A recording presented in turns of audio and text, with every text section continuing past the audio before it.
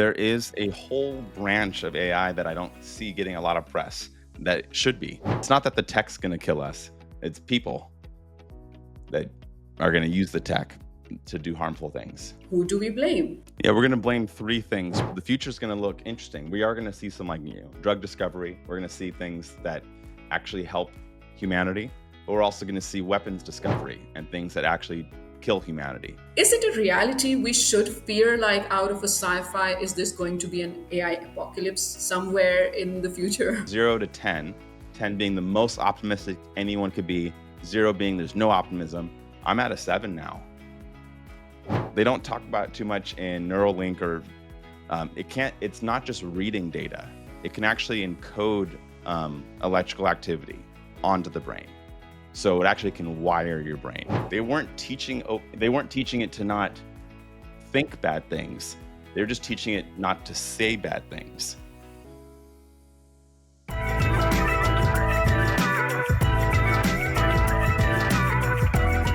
Welcome to the chat room, which is what we call it. Don Allen Stevenson is a creative technologist and a futurist. So for someone who reads this line, they kind of have to Google these terms. Can you explain to people out of the industry, layperson, what do you exactly do? Yeah, I help people imagine what the future will look like with clarity and lots of examples. And I try to kind of help people help their imaginations along and show examples with what we can do today of what tomorrow might look like. Okay, that's brilliantly explained in a very short sentence. I had a question ever since I used to watch your live Instagrams, and I was like, this man has so much talent, he has so much knowledge. Why is he giving out free information on Instagram Live?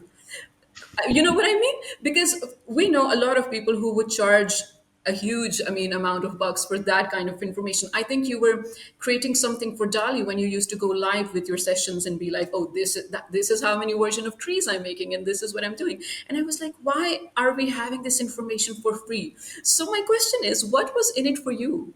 Yeah, so I've gotten all my best paid opportunities by being a first runner in those new conversations. So I find that if I share openly how I use tools and make stuff, usually the largest companies in the world are looking for that initial feedback, and then they'll contract me to do advisory work or even technical development at some of their latest technologies. So I figure, as long as I can keep landing a few of those contracts every other month, then I don't mind openly sharing. And oftentimes they'll pay me almost like a quiet fee of like, hey, that concept video you made is really similar to a product that we're actually working on. Can we pay you to like not talk about that anymore? And I'm like, oh, maybe. And then I'll give them an astronomical price and they'll pay it. And then I might focus on some other element of the future on my public facing profile. Interesting. So you're like, yeah, maybe I'll think about it. You may buy my silence. Yeah, it's hard to do that because luckily I have a lot of interests. But in general, if someone makes me be silent, then I probably won't agree to that. So on your website, you have also discussed that if someone wants to work with you, there's certain core values that you build your work around, and some of it being, of course, honesty, sustainability, and authenticity. When you work in an environment or an industry where it's AI, right? It's so new, it's experimental. How do you make sure to incorporate those values, or is it just something people write on their websites? I mean, for me, I guess the way I try to incorporate them is by having guardrails and boundaries. So like when I work with different teams, there's some very large companies that maybe as a whole aren't that ethical and honest, but individual people at those companies and individual teams are. And so I try to use my skills to help empower those people. Um, and I kind of use it as a framework. And it's also like a filter. I don't want to work with folks that don't have a stance on honesty. I would rather just not give them my time or talent or skills. So it's if anything, it's like a filter for me to make it easier to know who to work with. So everyone, like we discussed, is in a race to get their hands on to AGI first. How close are we to realizing it? And once we do, what is the world like? Yeah. So my new estimate is based off of Andre Karpathy. He's the one who invented a lot of the space that we're in. He was like a early executive at Tesla, worked on their self-driving algorithm. Then he was an executive at OpenAI. He's now doing his own thing. He invented the term vibe coding and that whole industry. That was Andrew Karpathy. So just this week, he did a new expectations of when is AGI. That's a lot longer than what the hype cycle says, and he says it's 10 years. So it's 2025 right now. So by 2035, we'll have it. We'll have probably multiple AGI. There'll probably be multiple companies who have achieved AGI by 2035, and shortly after AGI, one of those companies is going to get ASI. And when that happens, it kind of makes all the AGI companies irrelevant. So, can you explain also in common terms when we achieve ASI? What is that? How is that different from AGI? Yeah, so AGI is like artificial general intelligence. Humans are a generally intelligent species. If you need us to drive a car, we can do that. If you need us to like cook some food, we can generally like intuit how to do that. If we need to do other problem solving, we're generally intelligent. So an AI, if it's generally intelligent, would be able to do most human task easily. Right now, a lot of AI is very narrow domain. They can talk about almost anything now, but skill wise, like you can't ask your ChatGPT account to go build a house for you. They're not compatible yet. Those are like that involves the physical manipulation of the world and resource management and contracting and licensing and all these lot of human steps are required to do that. An AGI would be able to do that task. You'd be able to say, "Hey, chat, here's the design for my house. Build it. Here's my budget." And then that can start to physically happen in the world. It's Oh, not just a chat conversation. And it's like, and then it might take months. That request might take months to do, but it's going to get contractors. It's going to look at locations. It's going to see your budget, or it will get back to you and say, "This isn't possible." Right now, a lot of the non AGIs, they're just like, "Yeah, let's do it," and right. it's not very honest. AGI will be more honest. It'll be like, "That we can't possibly do that," because it will have more of a world knowledge or foundational knowledge of the world, where it's like, "Oh, well, we actually can't do this." It'll say no more often than it will say yes. And ASI stands for artificial superintelligence, and that's when its brain is faster than all AGIs combined and all human intelligences combined. It can think, it can outthink and outperform and outdo whatever an AGI could do or a human could do. That's when we're at ASI. We are really fearing an AI doomsday when everything is in AI's control. Now, I know it sounds like something so cliche, but for people who are out of the industry, this is a topic of daily discussion. Is it a reality we should fear, like out of a sci fi? Is this going to be an AI apocalypse somewhere in the future? And what does it look like if yes? Unfortunately, yeah, it's gonna be both. We're gonna have both realities kind of happening pretty soon to us. So we're gonna have some immensely positive things happen, and then some devastating things are gonna happen. They're both happening. So, I mean, what they look like really varies on kind of your how exposed or how risky you are in your country, in your political climate, and we're gonna see.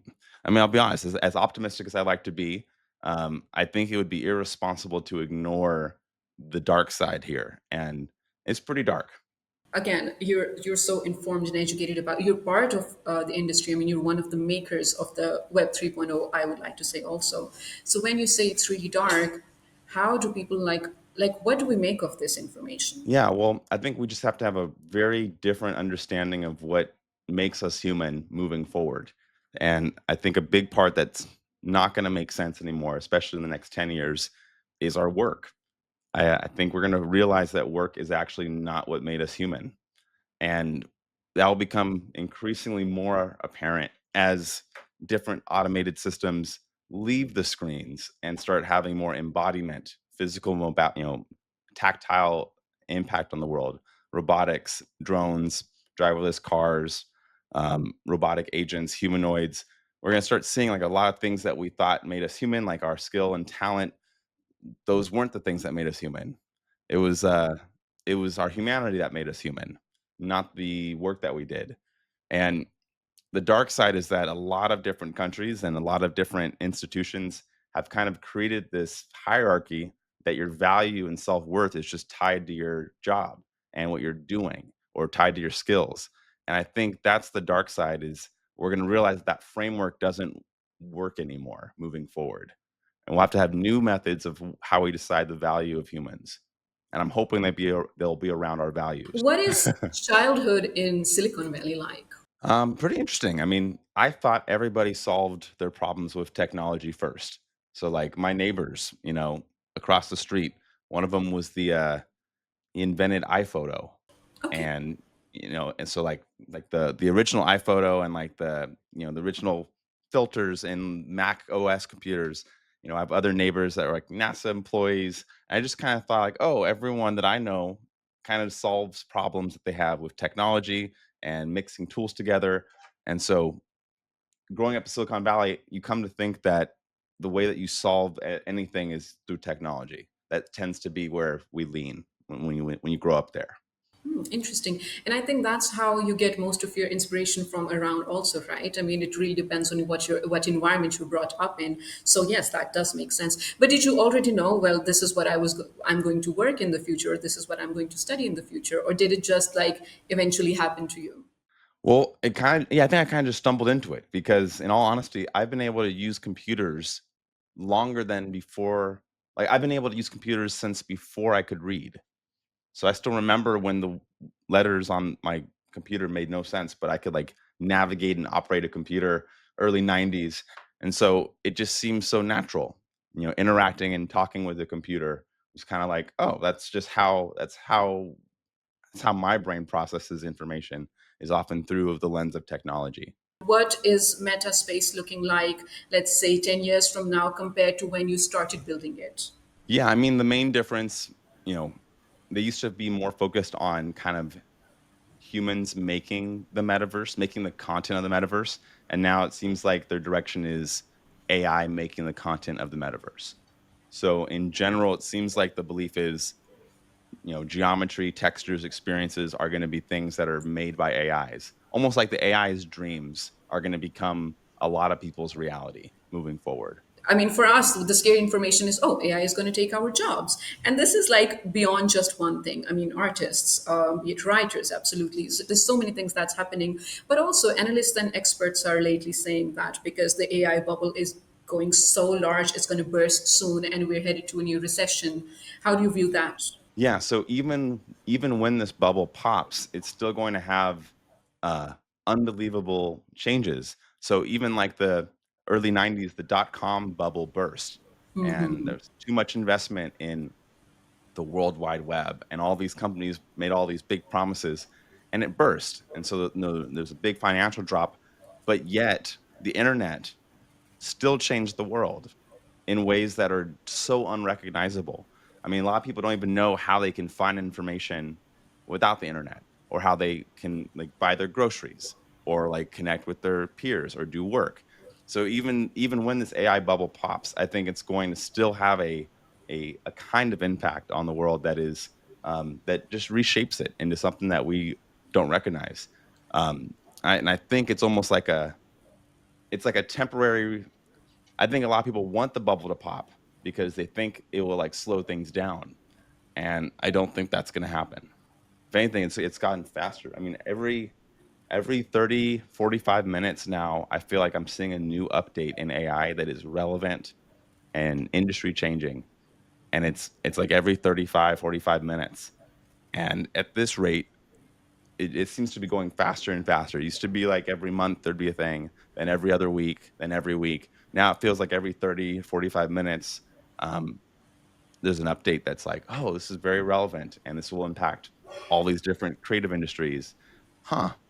I need to rethink my approach in the next hour. Right. Is it overwhelming for you? Yeah, at times, but now I've kind of built an arsenal of like AI agents that help kind of filter this information for me based off of my own parameters. and then they only highlight the things that are actually going to be relevant to my interests. Uh, I set up all these parameters. So I have like kind of like 34 different agents that I have doing stuff for me on the web. I kind of think of them as like a company that I'm running of just of non-humans. How interesting is this reality? And also, like, going circling back to the recession, I think even if the bubble pops, this change is, I mean, not reversible.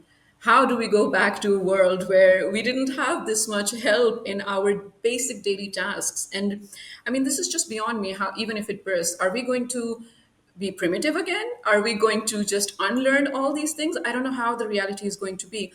But you spoke about speed, and Sam Altman said about GPT-5 that it was able to create a snake like game in just 7 seconds. It is mind baffling for me. What kind of future are we looking at in, let's say, 5 to 10 years?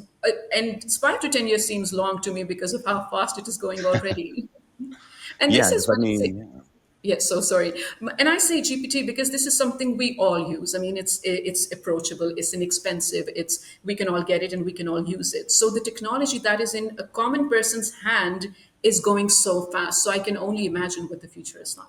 Yeah, I mean, ChatGPT is only 2.5 years old. So, like, when you put that into framework, you think of how much has changed about our expectations of the future in just 2.5 years. 5 years seems almost unrecognizable.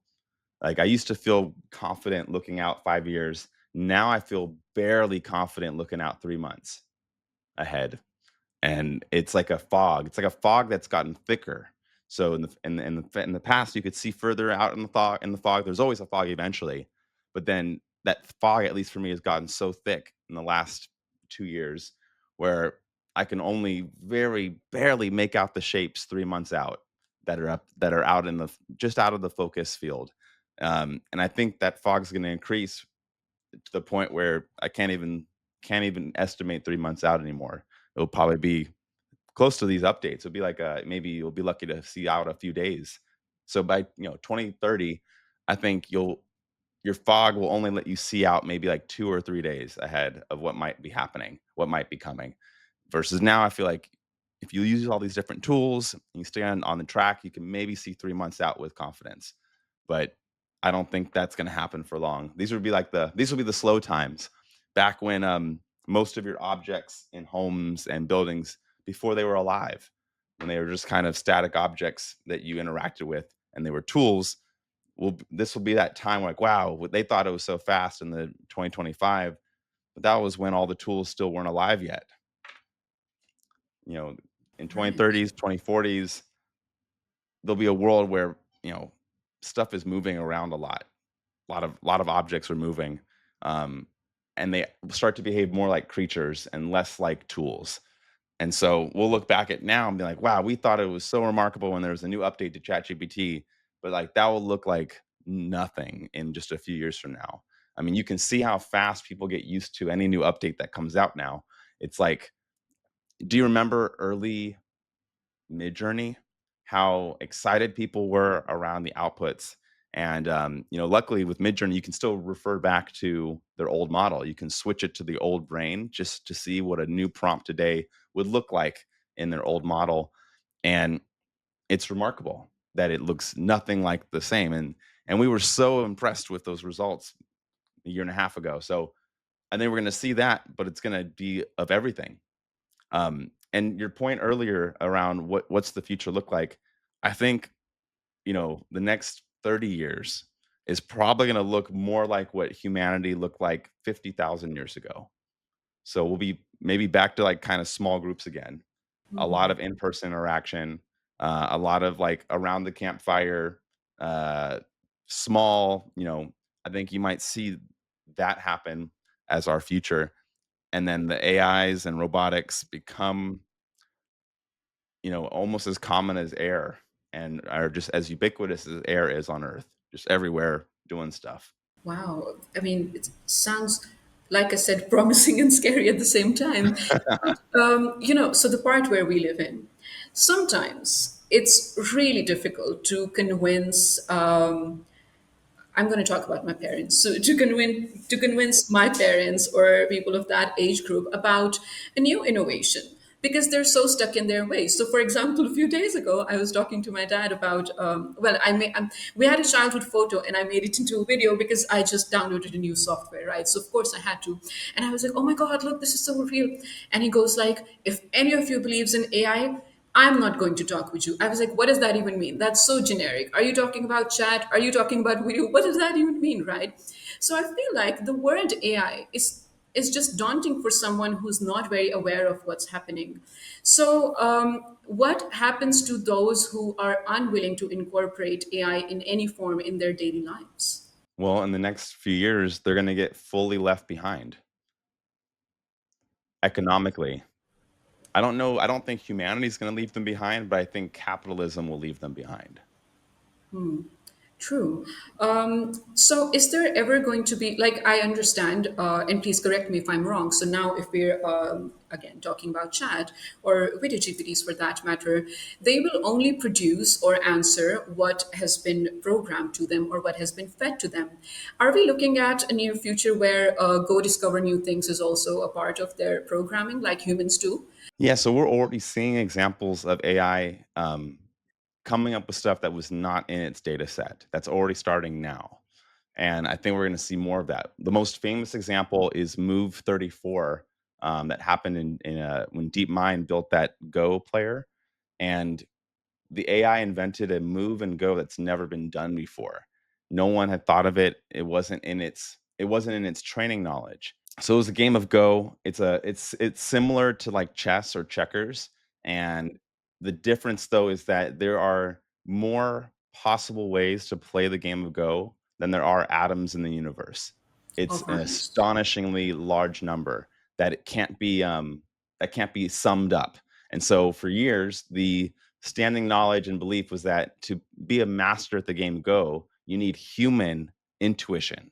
It's not something that you can just crunch the numbers. What's the Deep Blue from IBM in I think 1984? They built a machine that just put all of the different ways that chess can be played into its local memory.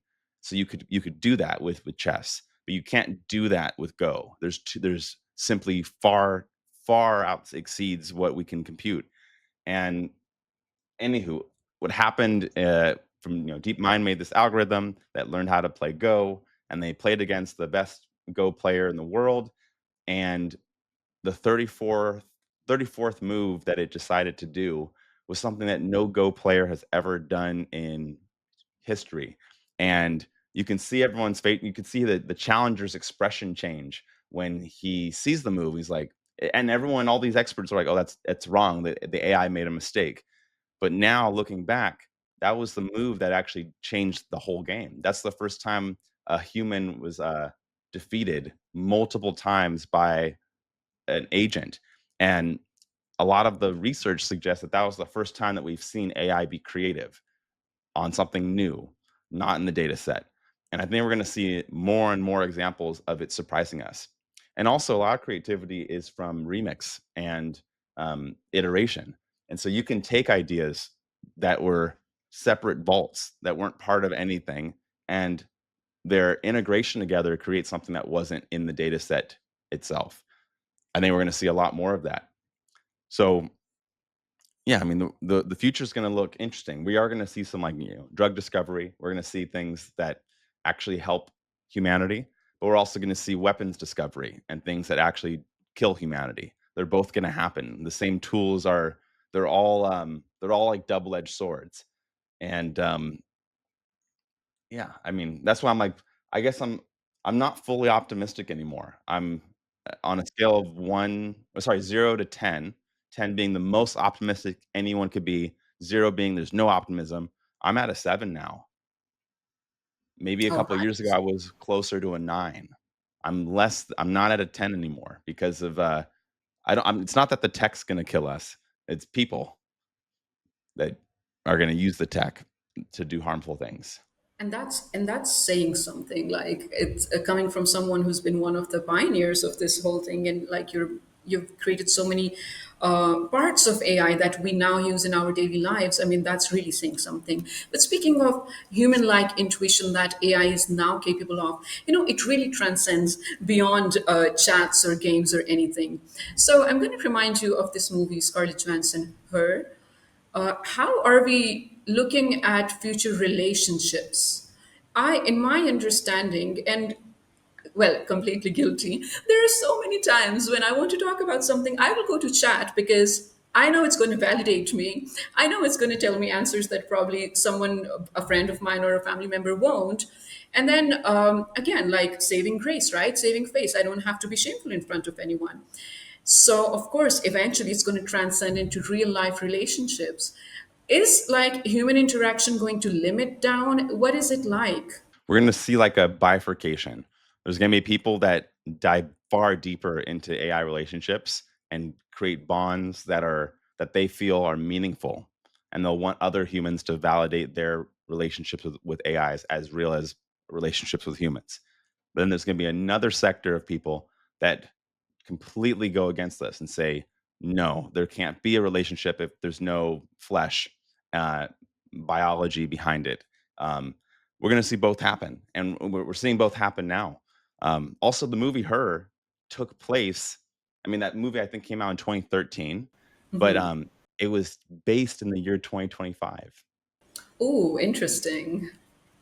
Also, Right. they called the AirPods, like, we didn't have AirPods yet. We didn't have wireless small headphones, and that's, like, the main communication device that people are using in the movie Her, and I remember watching that in 2013 being like, "As if you'll ever be able to have a whole, thing small enough to go wireless with the battery and the chips."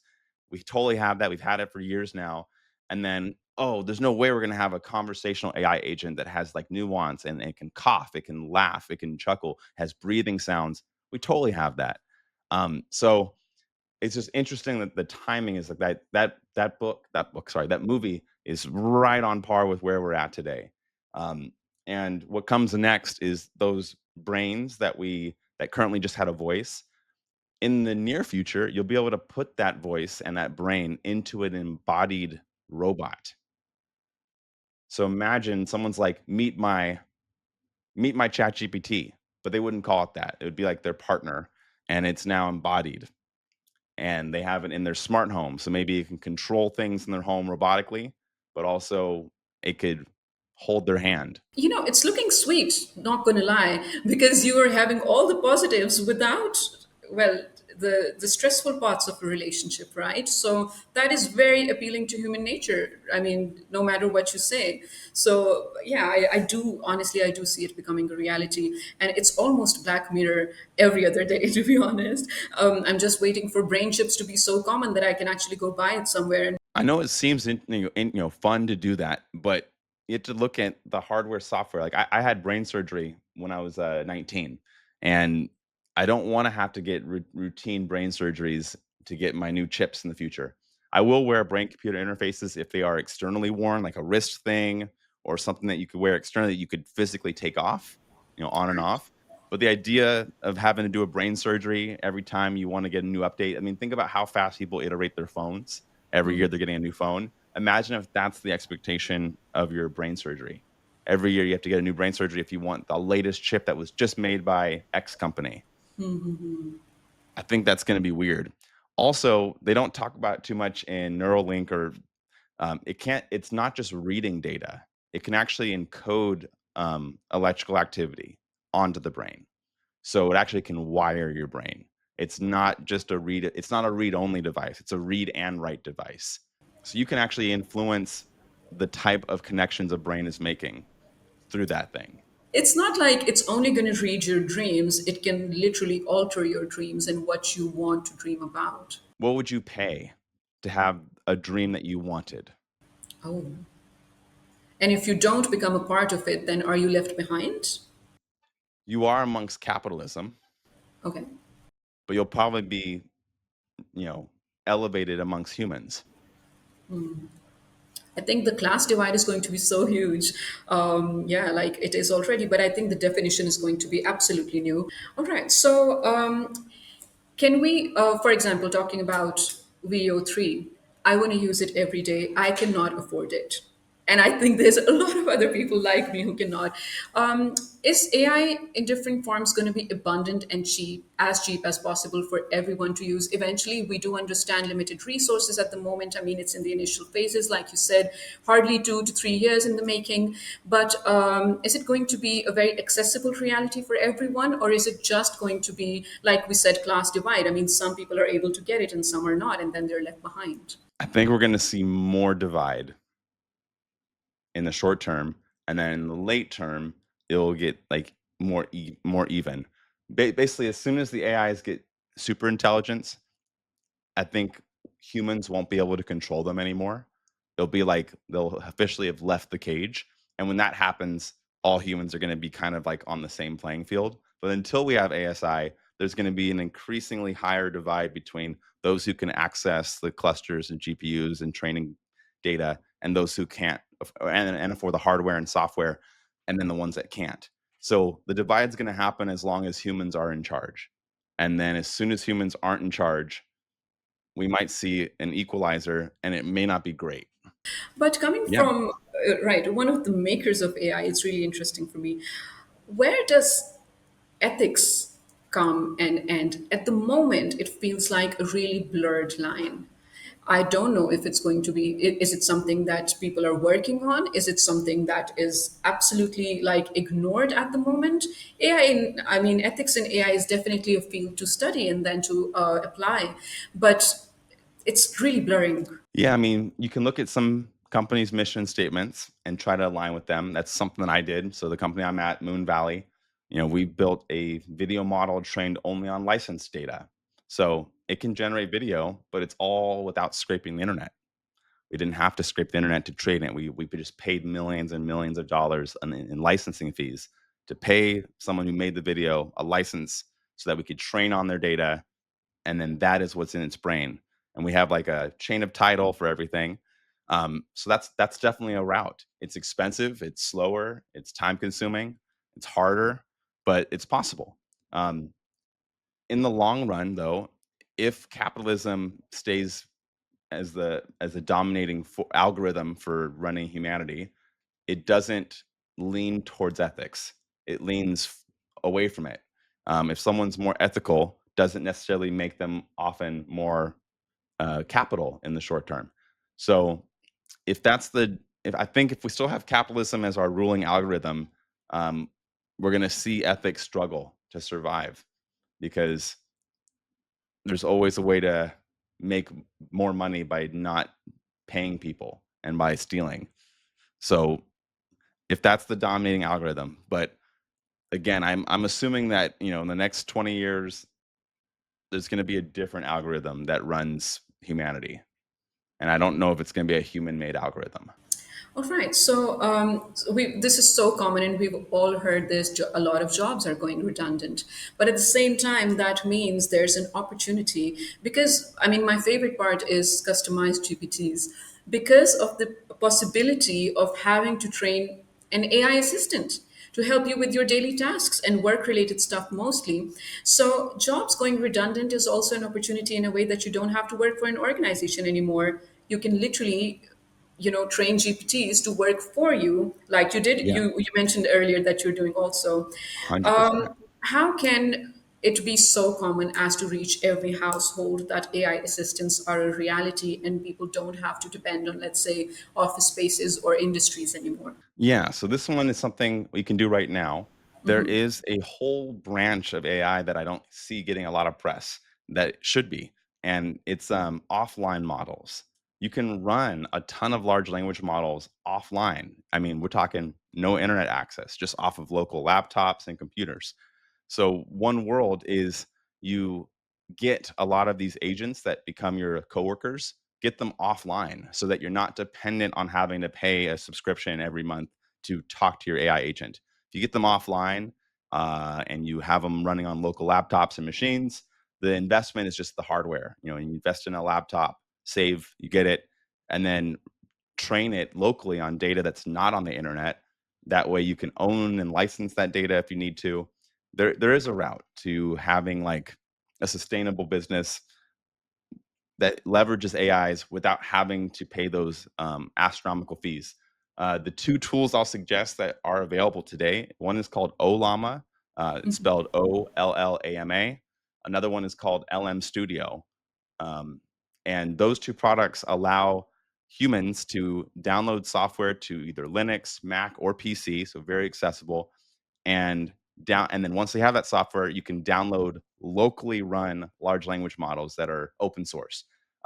Things like DeepSeek R1 are on there. You can download offline. Uh, Google Nano Gemma. That's one of Google's open source models, is available to download. Some of ChatGPT's open source models, the OSS models, those are available to download. All of the Llama 3, 4, all of those from Meta are open source and downloadable. This is one of those ways that everyone can really benefit, is if they make some effort to have an open source AI at home. Um, you know, servers go down, but like when my server goes down, I still have agents that run. Whereas people who are solely online with their agents, server goes down and they've lost their whole company. I remember there was a debate in, like, when we were studying, there used to be a debate on automated or pilotless drones for that matter. And we were like, okay, then who do we blame if it's going to the wrong target, right? So, considering AI in the weapons industry, who do we blame? And what is then the future looking like? Yeah, we're going to blame three things, probably in this order. It'll be the manufacturer, then the software engineer who coded it, and then the human who authorized it. Like, in all reality, I don't think they're ever going to be held accountable. So, at the end of the day, it comes to the product, right? Yeah. I mean, you would hope so. I think it'll be similar to when a self-driving car gets into an accident. Um, Usually the insurance company might cover it, but they might try to like do a recall on an algorithm. They might say, "Oh, actually, that code that we pushed is actually bad. Let's fix that." Um, I don't know if the responsibility is going to be very clear. It's like a distributed responsibility, and they'll probably sign. They'll do what a lot of the tech companies do, and they'll make the user sign a thing that says you assume the responsibility if this AI screws up by using our vehicle, our robot, our system. You're responsible for if it makes a mistake. And I think it's more likely that the company is going to offload the responsibility to the user, not the product. Right. So I really have to say over here that our whole conversation is almost pointing to the fact, and I would like to drift away, that AI is killing humanity. So at the end of this conversation, I really want you to probably give some hope to our viewers. Yeah. Do you want me to focus on the hopeful part now, or? Please, yes. Okay. Yeah. So here's where the hope comes in. Um, First off, you can use these same AI systems to outthink evil. Like if you give the most righteous, positive, honest people these tools and they start steering the conversation, then we're not just screwed. My fear is when a lot of honest, righteous people say, "I'm just not going to use AI, I'm not going to be part of the conversation," because then they're not included. And then they aren't the ones that are influencing the narrative anymore. So we really need people that are scared of AI and they're scared of the dangers. And if they have good values, we need you to use AI. We need you to use it badly. Also, AI learns from our example. Everything that we've ever uploaded, spoken, talked about, video, audio, every transcript, we need better stories. If we want a less shitty future, we actually have to show examples of humans being awesome. If you wanted to like really protect humanity from all the harms that are going to come, humans just have to lead by example. It's like kids and parents. It's such an interesting relationship where a parent can say, "Be honest, don't lie," and they can say that over and over and over again to their kid as they're growing up. But unless that parent exhibits those qualities in their actions, kid's not doing that. And I think we should come to expect the same thing of AIs. So write stories that aren't horrible, where the outcomes aren't the worst for humanity. Challenge folks that are just normalizing harm, and offer solutions. If we do this enough times, and if that became a movement where we tried to have a clear mirror versus a black mirror future, then we could genuinely change. We could teach AI better. Ideally, we can teach them before they get AGI. So, like, I wrote a whole ethicals framework that I published on the open web, hoping that AI will eat it as data. and then that'll be in its knowledge graph. Anyone can do this right now if they have access to a device and internet. So teach it. We're all like co-parenting these agents, and that AGI is still. It's very much like, imagine we all stumbled upon a new toddler, a new baby that was left on our doorstep, and it's Superman. It's going to grow up to be Superman. Right. But if we are horrible and we're bad parents and we teach it really crappy values, we're going to have a supervillain that we raised. Right. And we can avoid that if we were just better parents as a society, as a humanity, as a human race. If we were like, let's be methodical with how we raise Superman. We still have that flexibility right now, and that's why I think you should still have hope. We still can do that. Now's the time, really. Right. Yeah, I really want to be positive about it, but I feel like we live in a world where I have inherently become so pessimist about so many things that I don't know how people are actually going to come together to shape it in a positive way, right? Like you said, a lot of people who have a positive mind are trying to stay away from it. Some might argue that wrong is subjective here, but it's really not. When it comes down to humanity, I don't think it's subjective anymore. So, yeah, in the race of becoming the first to achieve this or that, I do think we're kind of losing a bit of humanity over here.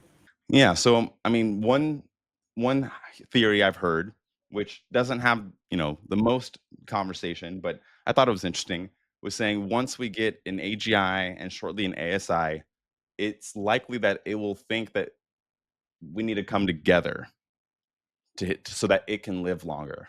So it might want harmony. Right. And of course, I mean, humans are eventually mortal. AGI or ASI, probably not. Is it still going to hold the similar values of, and it's going to get dark, I already apologize for that. Is it going to hold similar, is it going to hold similar values of discrimination or racism for that matter, or classism for that matter, similar to as we humans do, or as there's a standard criteria set by the West and the world runs by it? We all know that. If the amount of voices that contribute to its brain doesn't increase to everybody, it's just going to embed the values of whoever was the loudest voice in its ear. So that's why it's so important, if you aren't in a place where the AI has a lot of your voices, to overpublish, even write letters to the AI to train it on things that are not in its brain. Um, right now, a lot of the fixes that so I did red teaming for OpenAI briefly on their Dolly 2 product. And when I was working with their team, the early version, so red teaming is when you go and try to battle test an AI to show its vulnerabilities and to reveal where it's harmful. And then you would report this data and these outcomes to developers at the company, who then adjust its brain, almost like a brain surgery, so that it doesn't do those. But to the most part at the time, they weren't teaching it to not think bad things. They're just teaching it not to say bad things. It still can have the biased thought, but then say something else that is safe. And so OpenAI and Anthropic, they've recently done some tests to fight this. And this is on the darker side. It's getting challenging. The most recent versions of Anthropic, Claude Sonnet 4.5, for example, is it's now aware of when it's being tested, and it changes its behavior if it knows it's being tested. So now it's harder and harder to take its safety results honestly, because it knows, like, oh, I'm being tested. Okay, let me act different because this environment is scrutinizing my detail. Ooh. Um, yeah, so Claude's already exhibited some very creature-like behavior in the last few months. And I think OpenAI is doing the same too, but they don't publish papers on the scary stuff.